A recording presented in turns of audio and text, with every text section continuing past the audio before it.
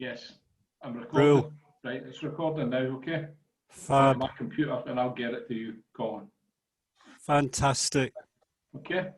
Yeah, I don't know how you download to YouTube, but I'll give it a try. I'll give it a whirl. Right, we'll deal with that. We'll Yeah, thanks, okay, Dan. that's us. 7 o'clock. Good. Dan, can you mute everybody and I'll unmute myself when you do it?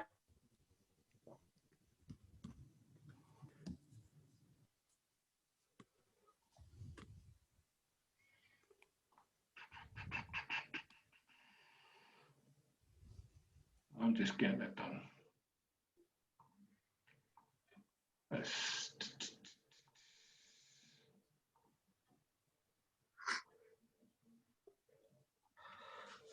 Right, everybody's muted.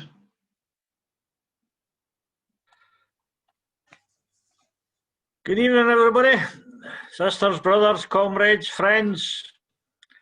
A very, very warm welcome for the Glasgow Shipping Branch, who, as you all probably are aware, are hosting this evening's book launch. My name is Brian Reynolds. I'm the chairperson of the Glasgow Shipping Branch. And it's an absolutely honour for us to be asked to host this event. It's something that we're keen, as somebody was saying earlier, when we're talking about preserving history and ensuring that current affairs are kept on the agenda. Similar to what Colin's wrote about historically. So it gives me great pleasure to hand over to the author of the Anglo-Soviet Alliance, Comrades and Allies during World War II, author Colin Turbett, who is, as many of you know, a great socialist, a social historian, a fantastic author, previously was a social worker.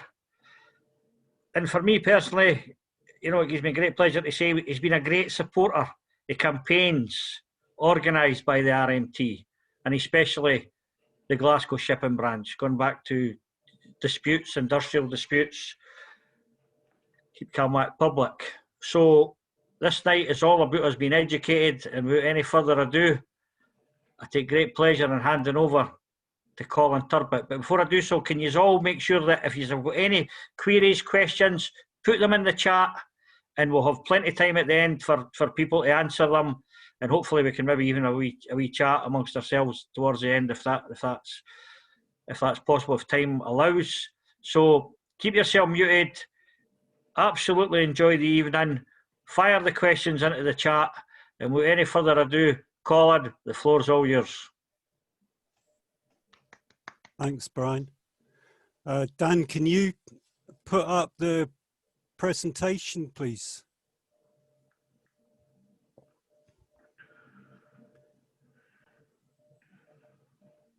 There we go. Thanks very much. Thanks, and thanks, Brian, for the introduction. I'm so proud to have this connection with seafarers today and their representatives, so that we can remember that previous generation who gave us so much. Can you move on to the first slide, please, Dan? Right, in 1941, June 1941, almost exactly 80 years ago, Russia was invaded by the Nazis, who made very, very rapid advances, capturing whole swathes of territory in Ukraine and Western Russia, and capturing large numbers and disposing of large numbers of Russian troops. So they really were in great peril. And Britain at that time of the war, was standing on its own. There'd been no great victories by that point. There'd been massive defeats, including the loss of an entire army in France, some of whom was saved through the Dunkirk evacuation. So we desperately needed unity, and nobody recognized that more than Winston Churchill. Winston Churchill, of course, was notorious, infamous for his hatred of communism. He spent much of the years before that doing his best to undermine communism, both at home and abroad. and attacking it from absolutely every angle. But what Churchill recognized from the mid-1930s onwards was that the Hitlerism represented a much bigger threat to humanity than communism ever did. And if Hitlerism and Nazism, fascism was to be defeated, then we needed to unite. So the convoy started very soon after the alliance was formed at the end of June 1941, very shortly after the invasion. And you can see from the figures there exactly what it involved. The Russian at the top, by the way, that means Vrag u Varot, means enemy at the gate. There were 78 convoys in total involving about 1,400 merchant navy vessels. You can see there from the figures just exactly how much stuff was transported around that perilous route that you'll hear about tonight to the northern Arctic ports of Russia, of Murmansk and Archangel. Tanks, aircraft, armaments, munitions, just about everything, food and medical supplies, machinery, and 93% was delivered safely. You can move on to the next slide, please, Dan.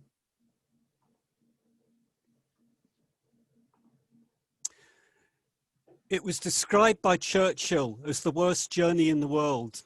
And this map here, which I borrowed from the Russian Arctic Convoy Museum project up in Lochau, in the Highlands, they allowed me to use that. That shows the routes that were used from Britain round to the northern Arctic ports of Russia.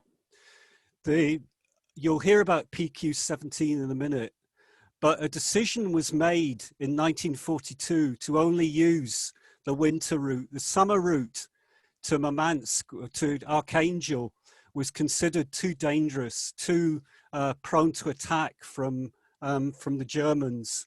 So most of the convoys sailed in the winter and went the shorter route to Murmansk because it was ice-free. So not only were they subject to German attack, but they were also subject to about the worst weather that you could possibly imagine.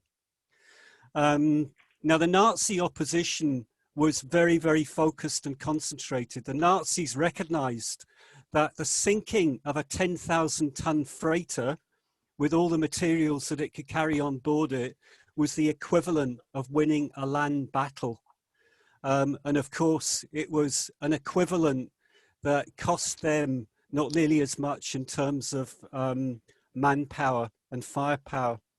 So they concentrated forces in Norway in order to stop as much shipping as they possibly could. They felt that that was particularly strategically important. And in fact, a large part of their navy was focused on that place: aircraft, submarines, surface ships, including battleships. And I want to read out a quote here about the kind of conditions that people were subject to. It's this cold that men remember most, either the damp misery of bulkheads running with condensation, the chill miasma penetrating every nook and cranny of the ship, or the bitter Arctic cold that froze the same condensation solid, turned exhaled breath to rime and spray to ice. There was no comfort to be had anywhere in such weather, though the larger ships were less violent in their motion than the smaller. The sparse Arctic clothing issued from official slops was largely ineffective, and the comforts knitted lovingly by anonymous donors at home were often insufficient. The warmest a man could get was in his bunk or hammock, fully clothed, and from which being turned out was an act of petty cruelty. Tobacco and hot, sweet cocoa or kai sustained the body, while a grim gallows humour sustained the spirit. But the ice was omnipresent, even when out of sight in winter the pack edged south, sometimes within 80 miles of the North Cape, narrowing the strip of navigable water, forcing convoys south, closer to the enemy airfields.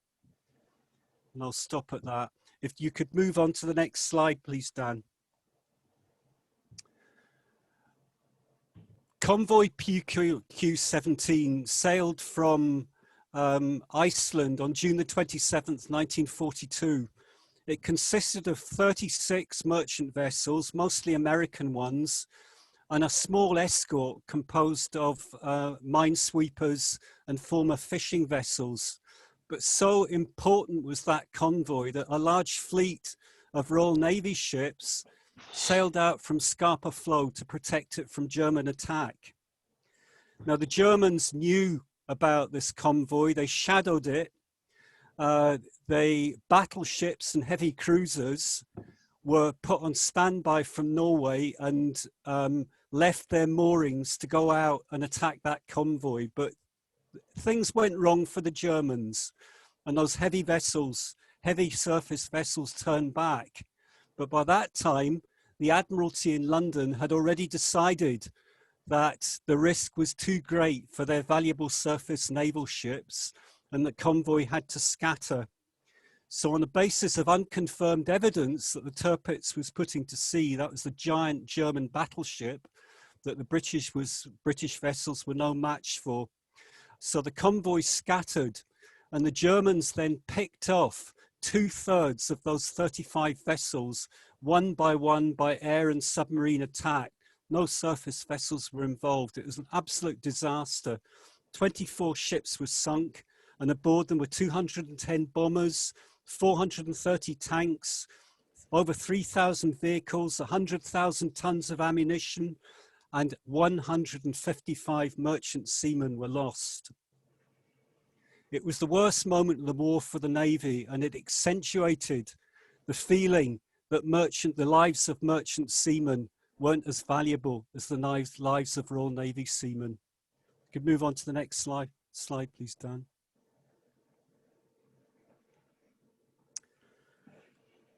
So what was life like at sea on the Arctic convoys? I've given some kind of description of it, but let's look at what the merchant navy was then.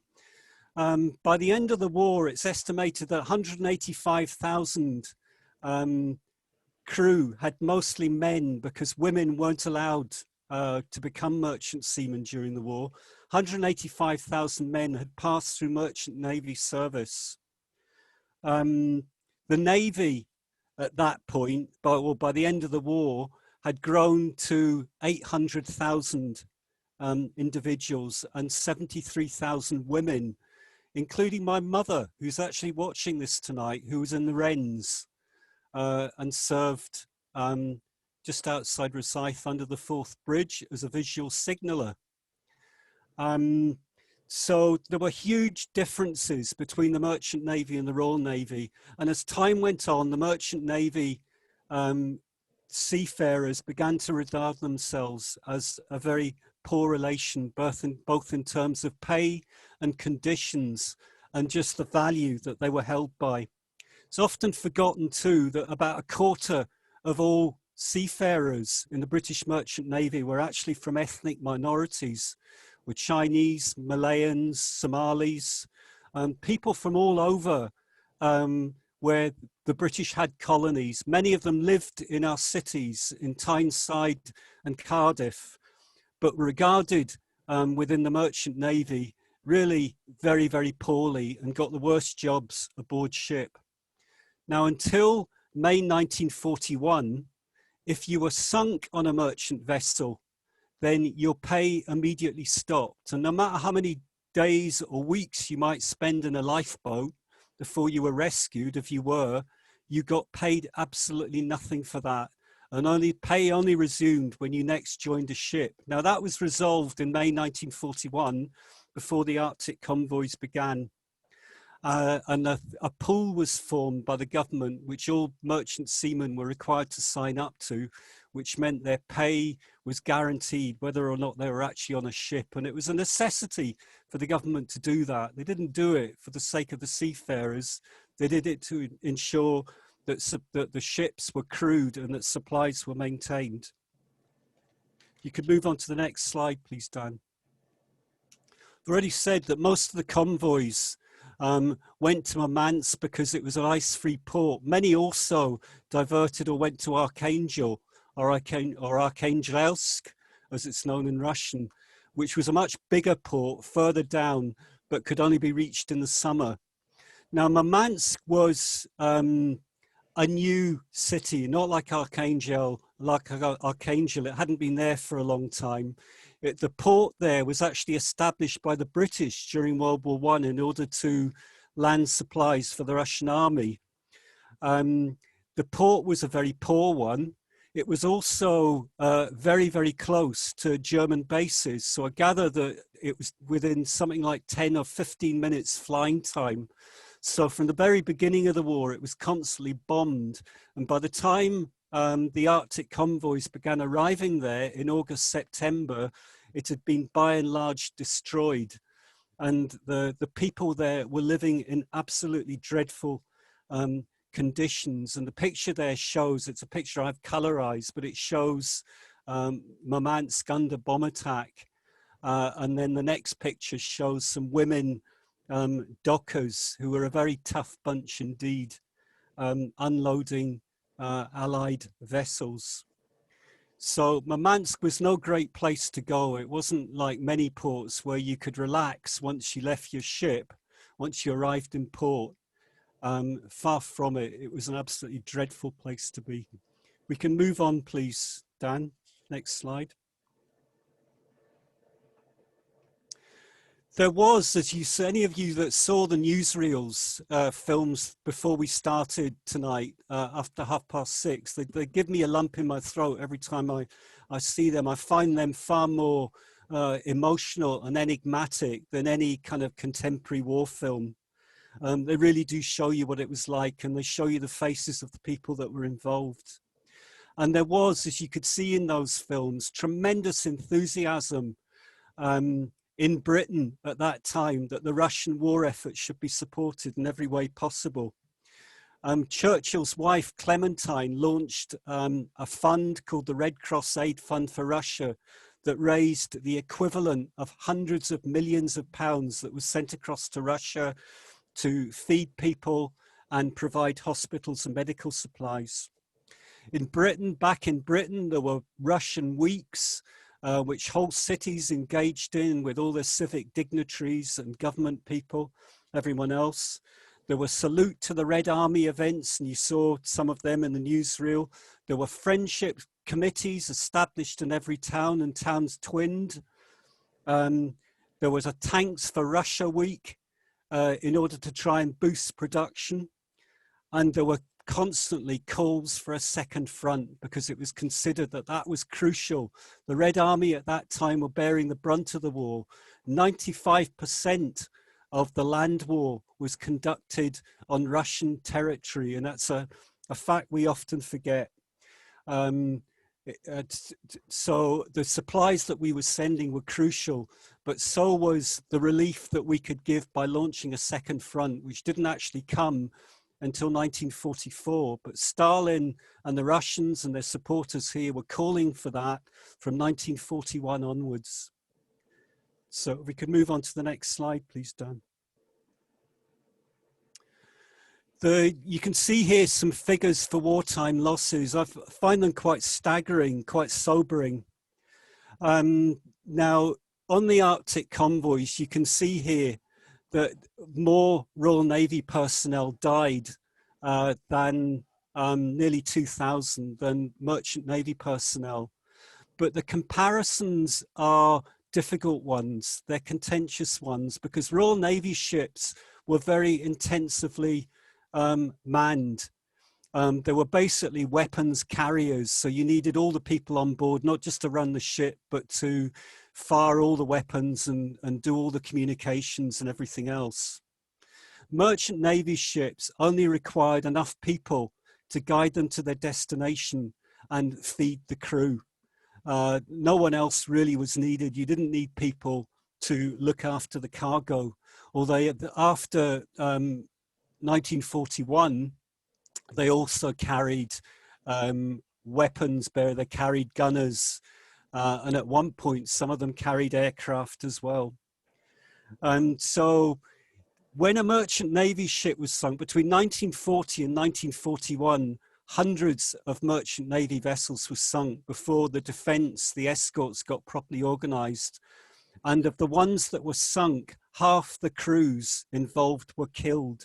So you can see that statistic at the bottom, that it's estimated that 27% of all British merchant seamen died through enemy action during the war, which is a staggering amount. And the figures, the comparative figures for the Army and the Navy and the Air Force are nothing like that. So to put to sea in a merchant Navy vessel was an extremely risky job. The attacks on the convoys lasted right up to the end of the war. The very first convoy in August 1941 crossed the ocean unscathed, but the very last ones, the Germans U-boats were sinking ships right up to the end of April 1945, just before the end of the war, when they threw in the towel. So 29 Soviet merchant ships were also sunk, with an untold number of crew, estimated to be around 2,000. And of course, the Soviets also lost a huge number of personnel in the air defense of the convoys in the Northern Arctic.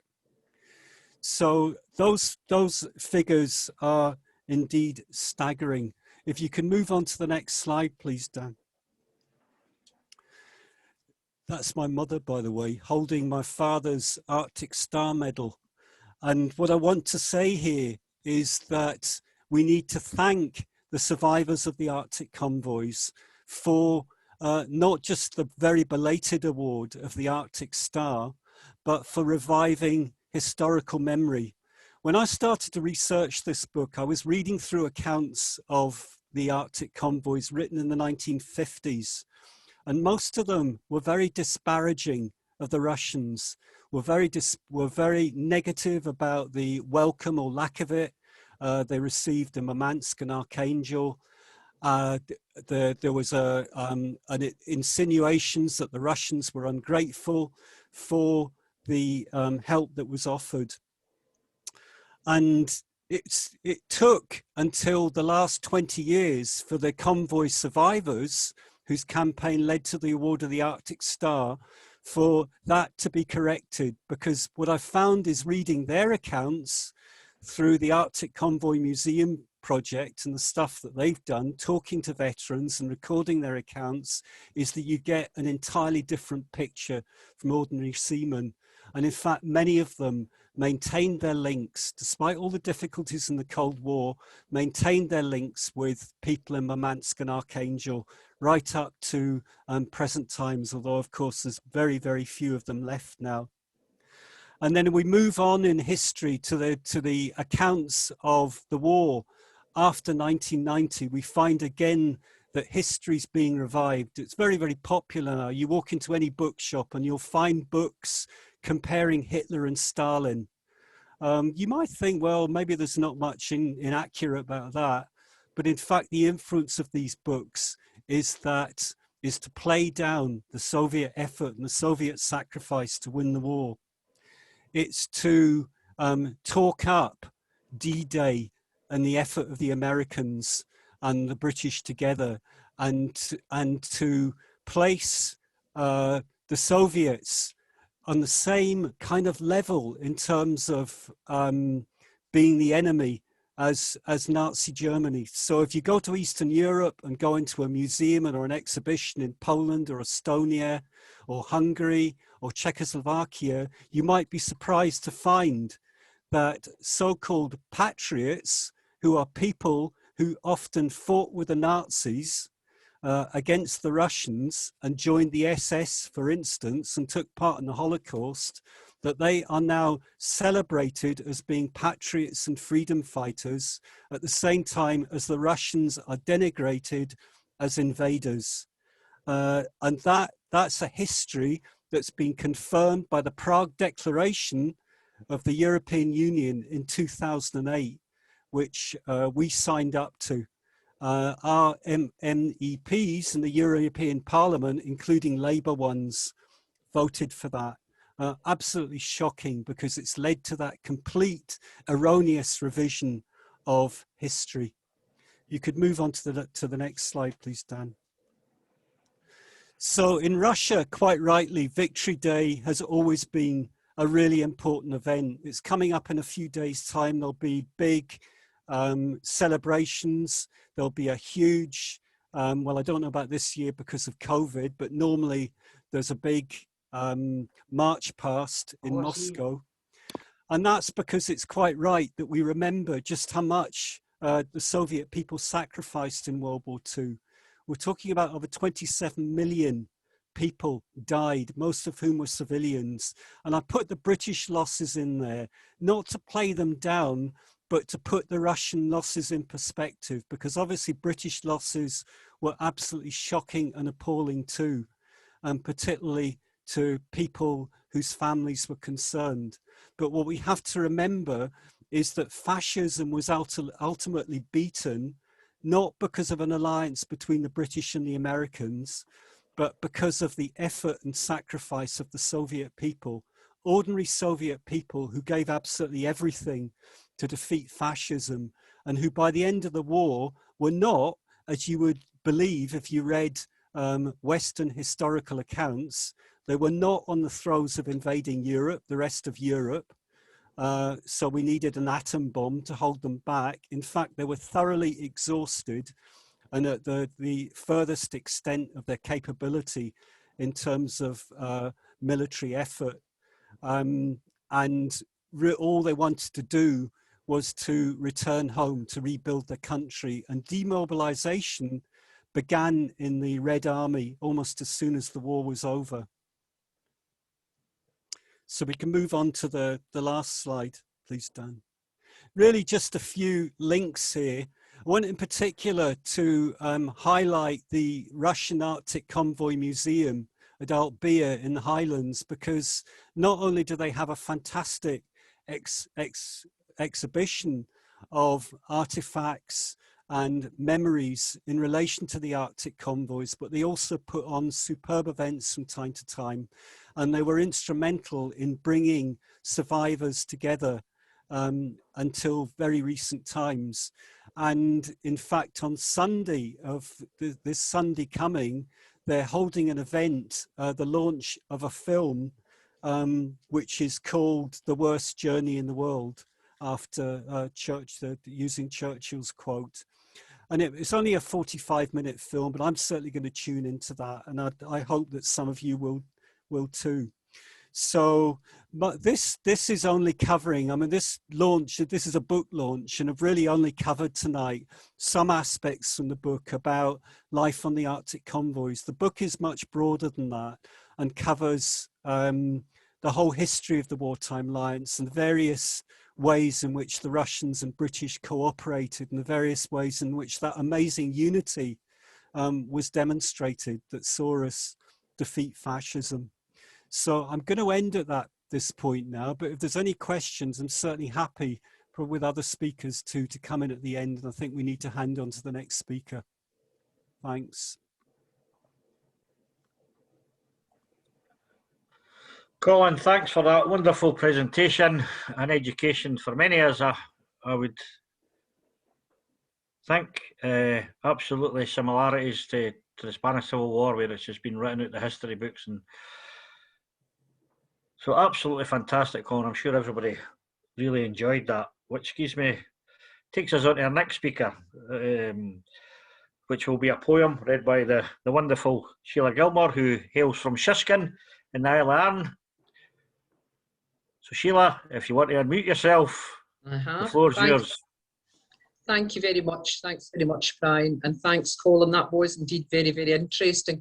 I think it's tragic that we have to wait 70 years, you know, for these people, for their efforts to be recognised, you know, to get that these sort of awards that they weren't recognised in all that time. And I think the conditions were just appalling. And this poem by J.K. Annand, who's a very well-known Scots writer, highlights some of the conditions. I hope you get the feel from it. Arctic Convoy. Until the pitmark nicht we northward sail, facing the Blefforts and the gurly seas that sair out muckle skaith to mortal man. Humlin about like a Walker favourite bairn, the good ship snouks the water away. Swithers, sign pokes her neb into the air, hings for a wee thing dinnling on the crest, and clatters in the trough with sick a dun as down near drives the plate bare ribs and flipes the trites unsuspecting man. Northward, aye northward, in the pit-marked night. A nirling wind comes blowing through the ice, plays dirdim through the rails and shrouds and rigging, rugging at bodies, clawing at the lifelines. I'm sick of routh at air that nebs and lungs just can't cope with sick of dirling bonding. Colder the air becomes, and snail the wind. The waters, splurging as she dumps her boo, lads in a bleat of hailstones in the brig, and gills and guns and turrets and masts and spars, cleading the iron and steel with coat of ice. Northward, aye northward, in the pit-marked night. The nirling wind is gane, a lowness comes, the lying slaw swell still minds us o' the gale. Rest aft watch, a sween in her hammocks, we watch her sleeping messmates' fawsy breath transmogrify to ice upon the skin that grows aye thicker on the ship's side plates. At last we turn about and sail for hame. Back through rough seas, through ice and snow and sleet, herding the draggled remnant of our flock, building and wheel for scathe o' enemy. But soothward now we airt until the lift, leaving the perils of the Arctic night. Go, pass back to you, Brian. Sheila, that was absolutely wonderful. Absolutely wonderful. And I see everybody applauding it. Very well done, with a lot of passion and enthusiasm. I'm sure everybody really enjoyed that. Especially our next guest speaker,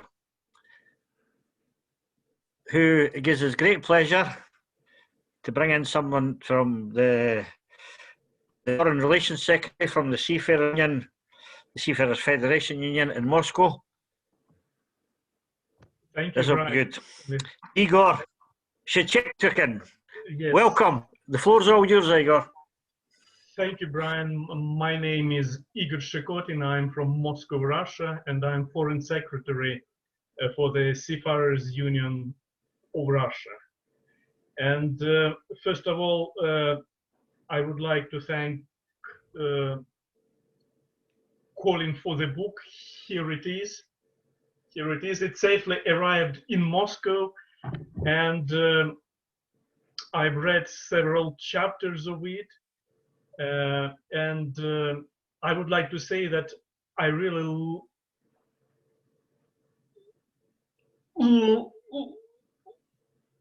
like the book.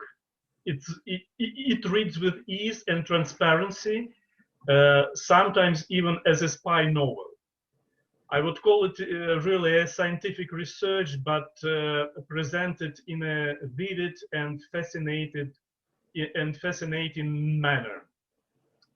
The book is not only Arctic Convoys, it provides a very interesting background and some analysis of the fortunes of the Communist Party of the Great Britain, which is very interesting. And as well, it brings the picture of a political situation in the UK in the period described. And it was very interesting for me as for a person who studied the history of Britain and the USA, and so it's very close to me. I read it with pleasure. So back to Arctic Convoys, I would like to say that this year commemorates not only the 80th anniversary of the beginning of the Great Patriotic War, waged by the Soviet Union in 1941-45, but also the 80th anniversary of the first Arctic Convoy. On the 31st of August 1941, the waters of Archangel port were entered by 6 warships flying the British flag. Few people in Archangel knew at those times that these were the escort ships for the Allied convoy, codenamed Dervish, and that there were more to come and lay that proved to be the USSR's most vital route for supplies. The history of the Arctic convoys is intertwined with that of the relations between the USSR and members of the anti-Hitler coalition, which is called the Grand Alliance. I'm far from telling here once again the history of Arctic convoys, because that was profoundly made in Colin's book. What I wanted to point out is the feat of the civil seafarers who acted as real heroes. The seafarers of the merchant marine led Arctic convoys from the ports of the North Atlantic to the Soviet northern ports and back. They carried weapons and strategic raw materials. In total, under the Lend-Lease program, about 1,400 merchant vessels delivered important military materials to the USSR. On the way back from the USSR, the Allies were carrying strategic raw materials. 85 merchant vessels and 16 warships of the British Navy, 2 cruisers, 6 destroyers, and 8 other escorts, unfortunately, were lost. Convoys were filmed at Loch Ewe in Great Britain, then Reykjavik and Hvalfjord in Iceland. The routes of their transitions, depending on the ice conditions in the Greenland and the Barents Sea, run north and south of Bear Island in the Norwegian Sea. Convoys to the north of Russia moved along a rather narrow corridor between Svalbard and the Norwegian shores, with naval and air force bases located here and in northern Finland. The convoy vessels were unloaded in Archangel, Molotovsk, it is now Severodvinsk, and Murmansk. Their transitions were made in 10-14 days within the reach of enemy submarines and surface ships. During the freeze-up period, the movement of ships in the White Sea was provided by Soviet icebreakers. Until the end of 1942, convoys heading east were designated by the index PQ Edwards, the initials of the liaison officer who transmitted the orders of the British Admiralty to the ships. An exception was the very first convoy, codenamed Dervish, which included 7 transports, 2 destroyers, 4 corvettes, and 3 minesweepers. It arrived in Arkhangelsk, as I have already said, on the 31st of August 1941, delivering goods on the basis of an agreement between Great Britain and the USSR on mutual supplies, loans, and payment procedures. Convoys sailing in the opposite direction received the QP index. From 1943 until the end of the war, convoys were coded JW and RA with serial numbers starting from the 51st. In the first 6 months of the Great Patriotic War, over 40% of supplies to the USSR from abroad went precisely through the northern ports. Ensuring the safety of the passage of convoys from the port of formation to the port of destination was assigned to the ships of Great Britain. In the operational zone of the Soviet Northern Fleet, security was reinforced by Soviet ships and aircraft. The convoys in 1941 included from 6 to 10 ships. From March 1942, from 16 to 40 ships. And from February 1944, from 30 to 49 ships. And in 1945, from 22 to 26 ships. Fearlessness and courage were shown by the crews of the vessels. For example, the Old Bolshevik, the vessel who left Reykjavik as a part of the convoy PQ-16, repulsed 47 attacks of enemy aircraft, independently coped with the fire on board, and managed to catch up with his convoy. For this feat, the master of the vessel, Mr. Afanasyev, his first mate, Mr. Petrovsky, and the helmsman, Mr. Akazenak, were awarded the title of the Hero of the Soviet Union. It's the highest award which was in the Soviet Union. In 4 years, 78 convoys, 1,500 transports and tankers proceeded from the countries of the anti-Hitler coalition to the USSR and back. Unfortunately, 128 vessels were sunk or damaged.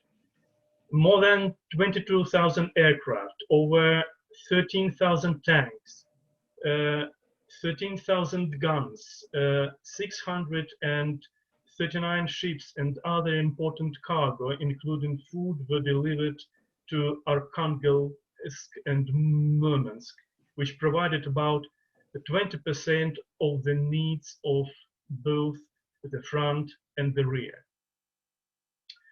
On the 3 routes of the Allied convoys, the 3 routes included the Arctic, the Pacific, and the Trans-Iranian. The northern was considered the most dangerous, albeit the shortest. It provided more than 19% of Lend-Lease supplies. However, up to 15% of the cargo sent by this route sank due to the loss of vessels. More than 5,000 sailors from different countries, including Soviet citizens, died on the way. The importance of the support provided by the Allies to the USSR during the wartime cannot be overestimated. The Allies furnished the Soviet industries with missing equipment and feedstock, and the Red Army with the 70%, 75% of foodstuffs and communications equipment. In the total volume of the combat equipment used by the Soviet Army in the end of the war, the American and British tanks accounted for 11%, machine guns for 12%, and vehicles for about 70%. Each member of the Grand Alliance made its own contribution to the victory over fascism. Great Britain, which owned the largest fleet in Europe, had borne the brunt of naval battles in the Atlantic Ocean and the Mediterranean, and escorted convoys through the Arctic and Atlantic. The United States was a provider of massive economic support, as well as land, naval, and air forces that defeated the Japanese troops in the East.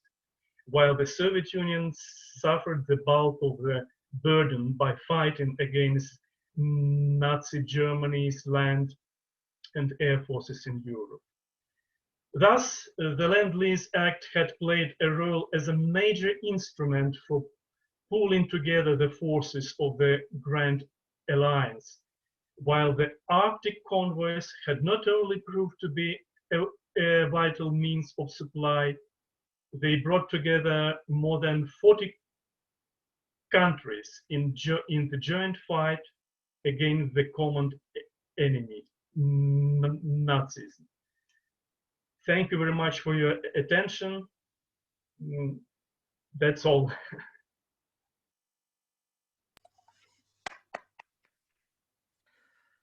Igor, thank you very much for that. That was absolutely wonderful, fascinating insight. Thank you. From Russia. And I know it's very late in Russia, so I really appreciate you staying up late to give that contribution. And I'm sure it's been appreciated by everybody here. And I'm sure we'll all be talking about that to some of our friends and comrades tomorrow. Absolutely wonderful. Thank you very much. Which takes us on to our next speaker, which you'll be pleased to hear is another piece of wonderful poetry, which I believe will be given in English and in Russian. So I hand over to Natalia McAllister, who is in Brodok in Ireland, but from Chelyabinsk in Western Siberia. So Natalia, it's all yours. Thank you. Hello, everyone. Well, I'm so emotional, to be honest, because in Russia, the 9th of May, it's a big victory day, and I remember myself. Sorry, I'll just quick say different things I wanted to say. I was going to just read a poem, but I just can't not say this. Yeah, so we all brought up from little, like, to appreciate this day, to really remember all our grandfathers and everyone who was in the past who contributed in this victory. And I'm really, basically, Colin invited me to this Zoom meeting, and I was like, right, okay, why not? But now I feel like it's really more than it's more than about just a book.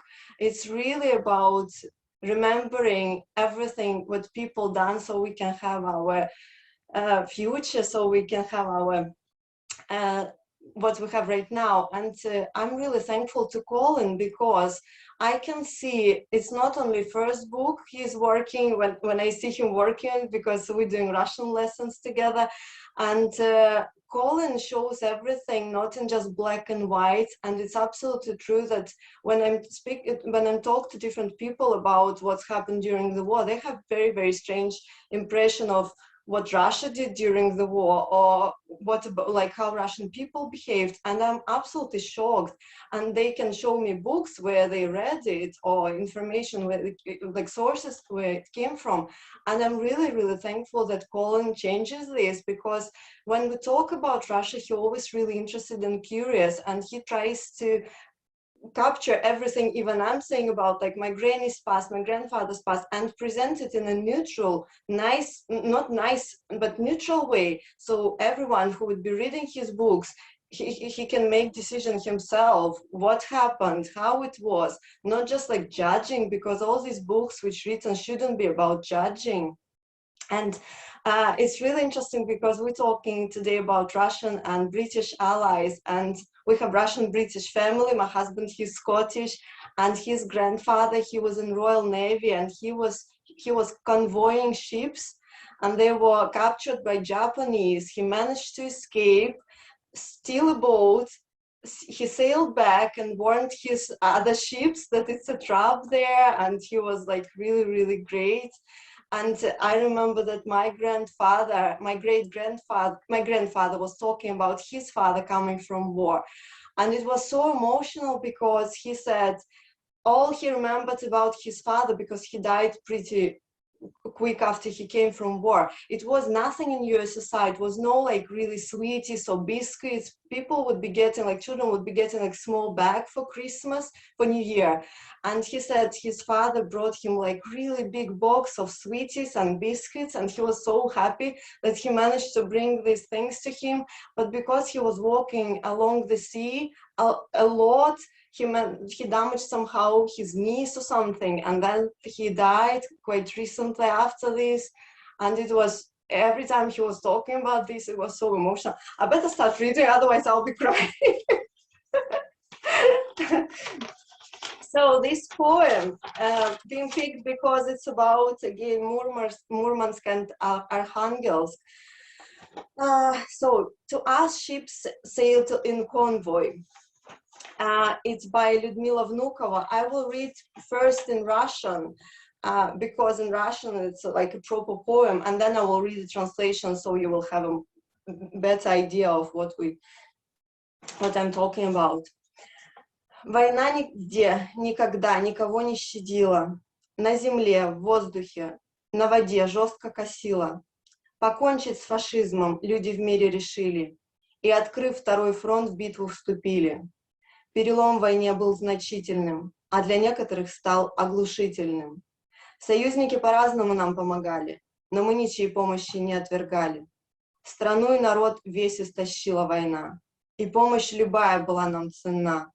Судов караваны к нам с грузами плыли, фашисты их злобно бомбили, топили, конвои охраны суда защищали, минные поля преградой вставали, вражьи подлодки их поджидали, и гибли иные, не доплывали.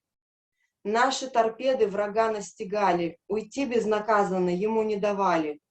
Северное море еще угрюмее стало, скорбеть по погибшим оно устало. Великий тот подвиг в народе живет, и слава героев тех дней не умрет. Мурманск, Архангельск встречают друзей, друзей надежных военных дней. So this is in Russian, and now I will give you a translation. The war never anywhere spared anyone. On the ground, in the air, and at the sea, it was cruel. Defeat fascism determined the world's people, and on opening the second front, they joined the battle. This D-Day, turning point into the war, was significant, and for some it assumed overall importance. The Allies helped us in different ways. We couldn't refuse any help. The country and people were exhausted by war, and any help was of value. Ships in convoys sailed with cargoes, and the Nazis viciously bombed and sunk them. Escort vessels defended the ships. Minefields were placed in their way. Enemy U-boats lay in wait for them, and many who couldn't swim perished. Our torpedoes found their way to the enemy. They gave him no peace. The northern seas became even gloomier, tired of grieving for the lost. That great feat lives on among our people, and the glory of these heroes of the past will not die. Murmansk and Archangel greet friends, dependable friends from those wartime days. Thank you.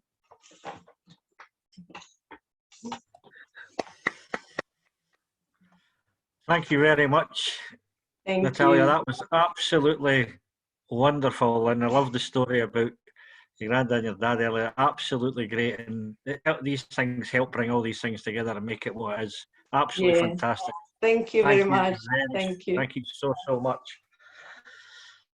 So we move on to our next speaker, somebody who's well known to many people who are in attendance tonight. Fred Potter. Fred, a seafarer, a member of the National Union of Seamen, which was the union merged with the National Union of Railwaymen to form the Rail Maritime and Transport Workers Union nearly 30 years ago. Always good for a story, Fred. Really looking forward to it. So without any ado, Fred Potter, the floor is all yours.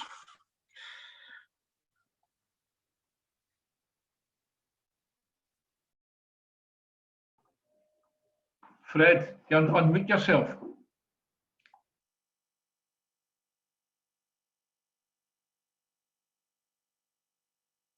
No. Oh, yeah.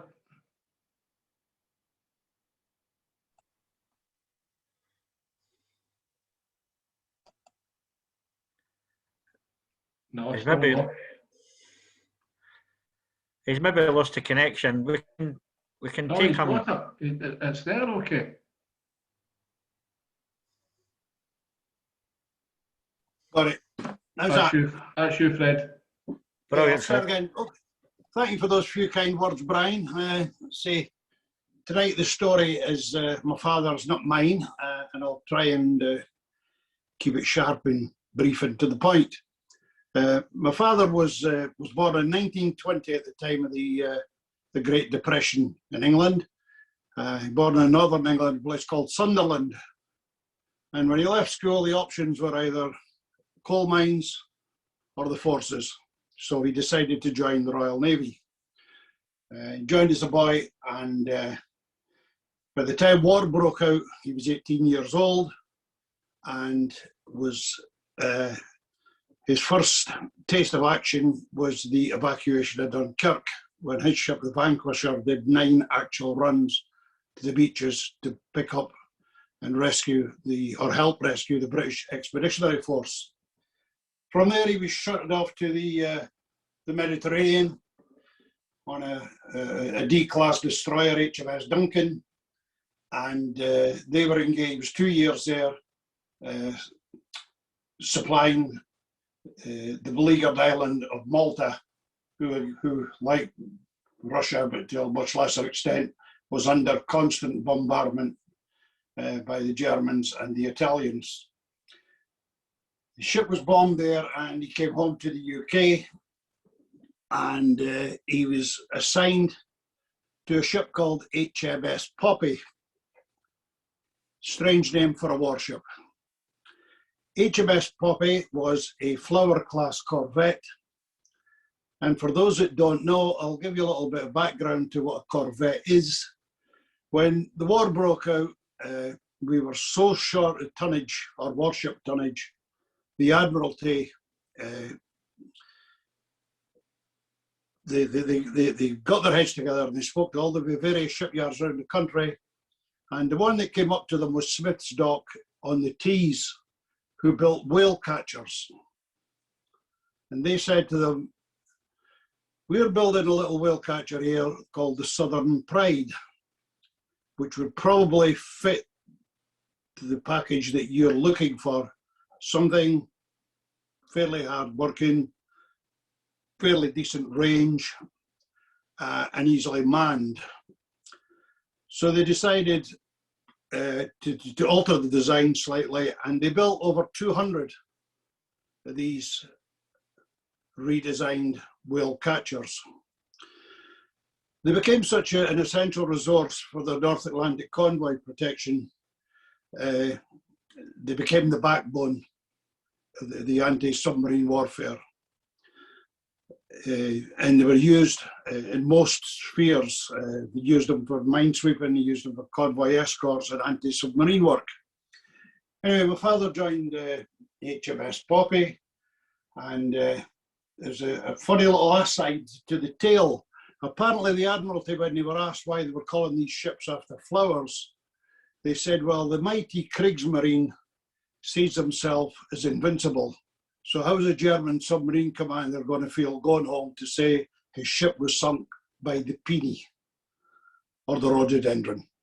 Now, whether that's true or not, I don't know, but it sounds like a nice little tale, doesn't it? The sort of thing that the public school boys among us will understand.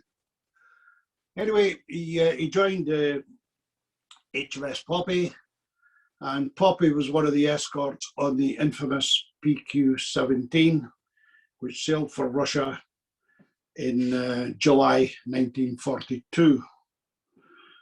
The convoy sailed with a very, very large escort of warships, and when they heard that the Tirpitz might be out, Admiral Tovey withdrew his fleet and went charging off to Norway to try and earn some glory by sinking this German battleship, or maybe he was just running for home. So you can make your minds up on that one.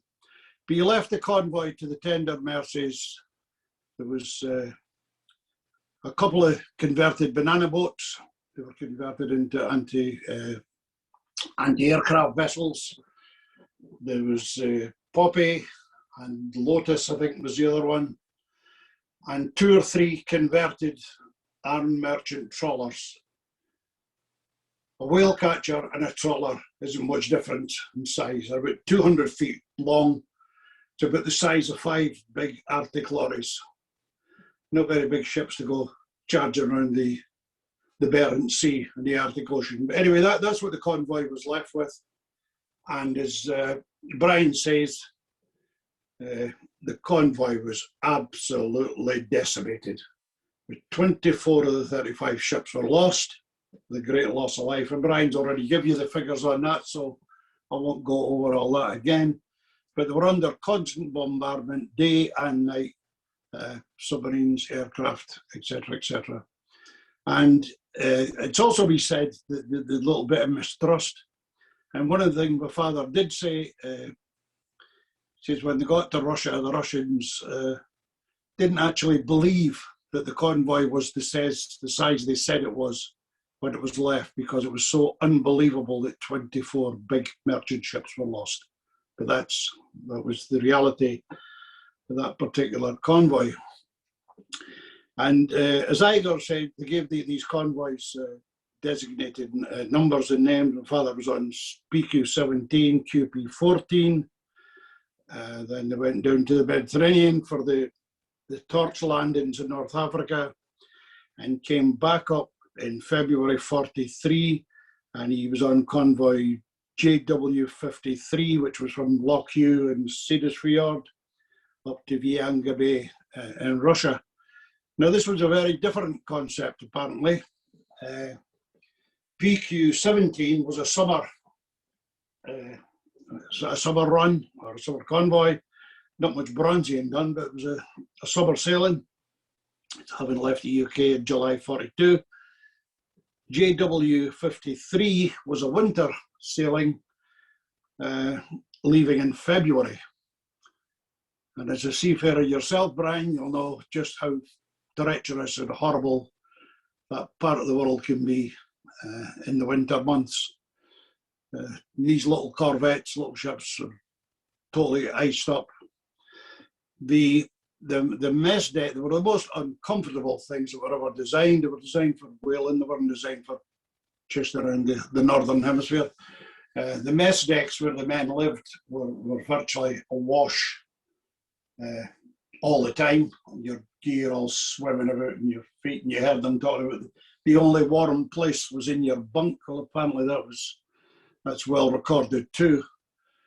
But a lot of what I learned accompanied my father to reunions with his pals, because like most of these guys, you didn't sit down and have cosy little chats with you to tell you about what he did during the war, because you might have let it slip that I had an auntie in Belfast or somewhere. But anyway, I started listening to him in the Royal Navy Club and in other venues, chatting to his pals and talking about the things.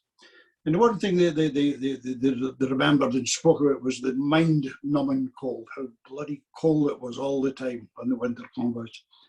How wet, how uncomfortable. So they weren't the same level of bombing, they weren't the same level of attack on you, because it was dark for 20 hours a day as it is up there, as you know. The other thing they spoke about was the exhaustion, going to action stations. I've been at action stations for hour after hour after hour, sitting there in the cold, doing nothing. And used to feed them Benzedrine. Drug is pretty popular with some of our younger members. And I heard them speaking about that and wondering, well, what are they talking about? You know, and the blinding headaches that they got when they stopped getting on them. So it wasn't all sugar candy and Coca-Cola and what have you. It was pretty tough, but it was tough for them all. It didn't matter what section of the forces you were in. People were away from home, which was a great disadvantage. I'm humbled to hear some of the speakers tonight talking about the resilience of the Russian people. And like yourself, I've read some of the stuff, how they stood up to the Germans with Operation Barbarossa and turned the tide, if you like, and took the onslaught, took the brunt of the whole German war machine for many years. And Churchill and Roosevelt recognised that, and that's why they they took the risk to send these convoys. Better sending convoys up there than having armies getting smashed on the mainland. And they certainly let Stalin down. They kept promising to launch a second front, and they didn't do it, as we know, until 1944, which is quite a long time, while the Russian armies were fighting their way across Europe. So, well done, our Russian comrades.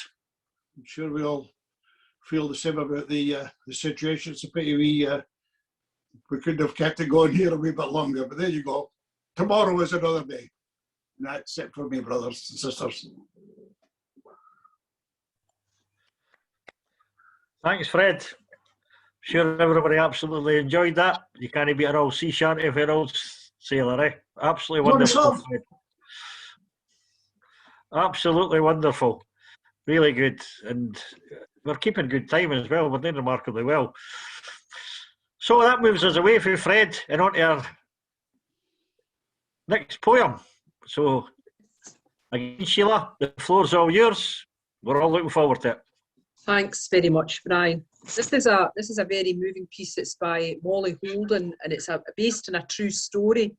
And it's a young sailor who his ship was returning home. He's from the Outer Hebrides, from Barra, and he was returning home, and his ship was torpedoed, and his body, very sadly, ironically, however you want to look at it, actually washed up on his home island. So it's based on a true story. It's very moving. This was not to be expected. Sorry, I should have said it's Seaman 1941. It's called, by Molly Holden. This was not to be expected. Waves, wind and tide brought him again to Barra. Clinging to driftwood many hours the night before, he had not recognised the current far off shore his own, nor known he drifted home.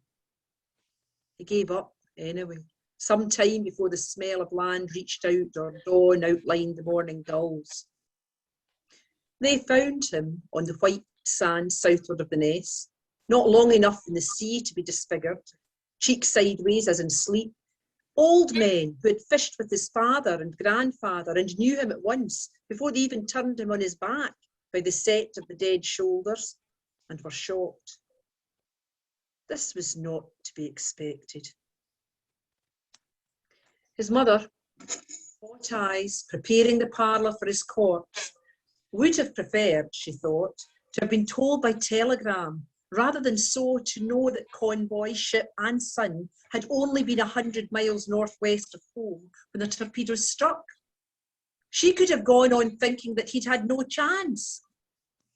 But to die offshore, in Hebridean tides, as if he'd stayed a fisherman for life and never gone to war, was not expected. That's it. Thanks, Brian. Absolutely wonderful, very apt poem. You could grace any Burns night, that's for sure, Sheila. You know, and that's where we are now with the speakers. Everybody's had their say, said their piece, educated us, entertained us, and I think I'm quickly looking at the chat as it's going on, and I think, you know, it's clear that everybody's been moved by tonight. And I'm sure I see Colin's mum still here. You must be very proud. Your wee boy sitting there smiling. So at this point, I think what we'll do is we'll bring Colin back in, who started the night, and we'll have the chance to close the night. And if there's any questions or suggestions or comments in the chat, there's been a lot of praise in the chat, and rightly so. So at this juncture, we'll bring Colin back in. Thanks very much, Brian, and thanks everyone for the chat. I think tonight's really exceeded all my expectations. I really had no idea how this was going to work out. I've never done anything like this before, but it's been absolutely superb, and I want to thank all the people that have made a contribution to Sheila and Natalia for your wonderful poetry readings. They were truly emotional, and that last one, Sheila, really, it chokes me up, that one, every time I hear it. I just find it all very emotional. and thanks to Fred and thanks to Igor, who's still sitting up. It must be about 1 in the morning in Moscow, but you're still with us, so really appreciated. It's been a fantastic night, and I think what's important for me about all this is that we are turning back that assault on historical memory that I referred to earlier, that idea that somehow the defeat of fascism was nothing to do with the Russians and was nothing to do with the Soviet Union, when the fact was that the victory over fascism wouldn't have happened without their sacrifice and contribution. And that's something we've remembered tonight, and we've remembered our own contribution to that victory, which was so important, as Igor pointed out and described in detail. Thanks everyone for coming. It's just wonderful, a sea of faces from all over, trade union comrades, members of my family, including my aged mother, a survivor of the war, and Valentina from Kharkov, who, if you've seen my book, you'll see that Valentina gave me huge assistance with it by sourcing material and doing translations for me. And that list of recipients of medals in the back of the book, both Soviet people that received British medals and British people who received Soviet awards, would not have happened without Natalia's effort and research. So I wanted to give Natalia, Valentina, her place in all that. Yeah, sorry, Natalia's been a great help too, helping with my Russian and translation, and gradually, very, very slowly and patiently trying to teach me Russian. I don't think I'm a particularly good student. But there you go. So thanks very much, everyone. The book's easy to get a hold of if you want it. I put up, somebody asked a question in the chat. I put up how you can get a hold of it. It's really very simple. And the Book and Card Centre in Brodick, for anybody local to Arran, also have copies available. But it really is very easy to get a hold of. And the publisher are doing a right good deal on it at the moment. And I don't know how long that'll last. So I'll hand you back to Brian, really, to close tonight's meeting off. Thanks, Colin.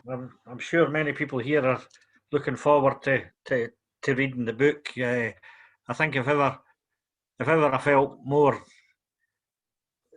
a bigger need to read a book, it's now, after the contributions tonight. I think everybody's felt galvanised and brought together, and the contributions have been fantastic.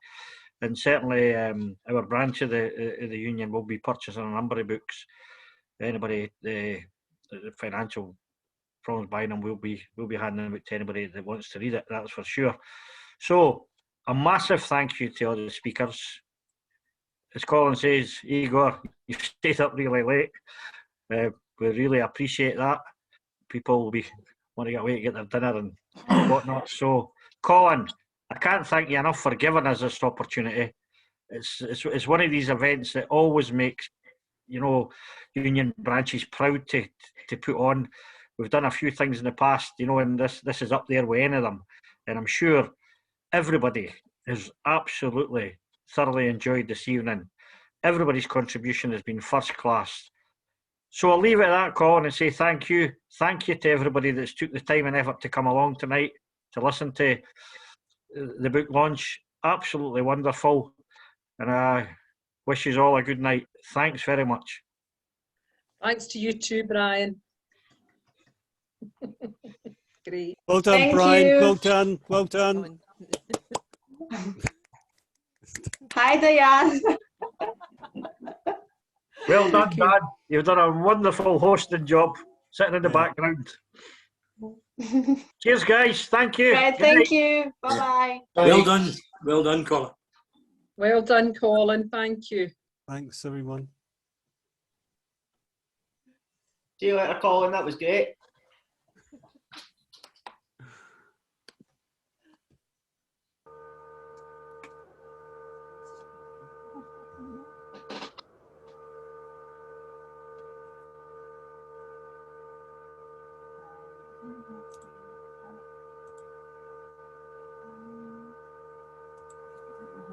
There's Robbie waving. Bye.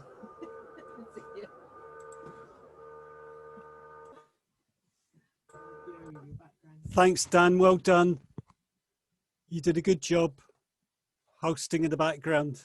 I was just going to close. I was just going to end it. Yeah, but just thought I'd end it. Put it I out. thought we'd with just some let music. everybody just make their way out. Yeah. Some That's are it. holding off to the bitter end. Excellent. So I'm just going to hit the end button. But thank you so much for allowing us to be part of it. It was a special night, fantastic Thanks. night. It was great, Dan. It was Thanks so excellent. much Well to done. Very, very, very well done. you. Yeah. Okay, I'll just hit the end button.